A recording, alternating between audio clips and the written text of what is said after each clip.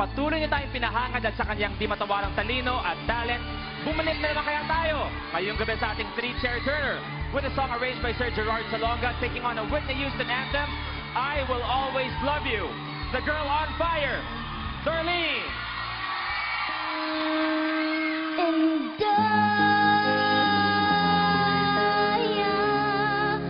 will always love you. I will always love you.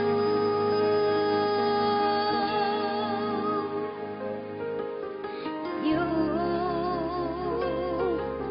my darling, you.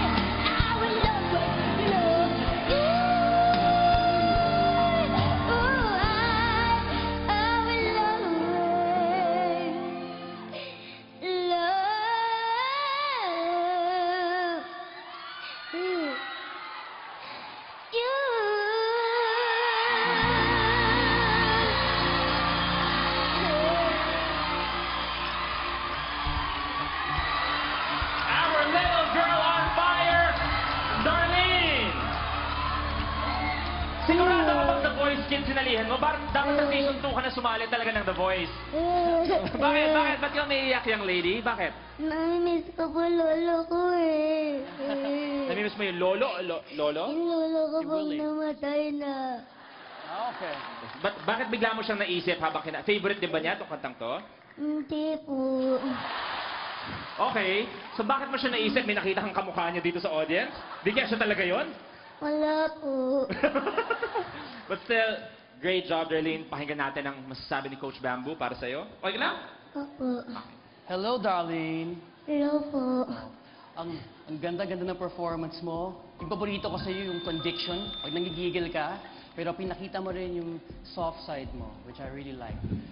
Now, bibigay ko na agad sa coach mo, alright? Para mag-smile ka ulit, alright? You wanna see that big smile, darling. Good job. Okay?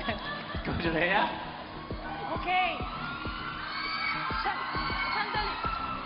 Magsasalita ako, pwede? Excuse me lang. Tatarayan ko kayo. Hindi. Darlene, mula nung blind audition mo, ipinakita mo talaga yung apoy na nanggagaling sa buong katawan mo pag kumakanta ka, sa kakulitan mo, sa ganda mo, sa pagiging intelihente mong bata, sa pagiging masunurin, pagdating sa coaching session. Talagang wala akong masasabi na masama tungkol sa'yo. Lahat maganda. Dahil yung ehemplong ibinibigay mo din sa akin bilang coach, parang kailangan kong makinig. Lahat ng mga payo ibinibigay ko sa'yo, ibinabaon mo din at nakikinig ka. Thank you po. Ang maganda rin, pangalawa, ang lakas mong kumonect sa kanta. Alam ko kung para kanino yung kantang yan, para sa lolo mo. Kaya, di ba, sinabi ko din na dapat isipin mo na parang nakayakap sa'yo ang lolo mo habang Wait lang po ah. Oo, sige. Tatay, huwag kang magselos ah. Hindi! Akala ko Okay nag-wait lang siya dahil nakikita niya si Lolo. Hindi, niyakap kita para imaginein mo na si Lolo ang nagyayakap sa'yo habang kinakanta mo. Ngayong gabi, parang talagang ang higpit ng yakap ng Lolo mo na nasa langit ngayon dahil talagang grabe ka. Grabe ka, Darlene.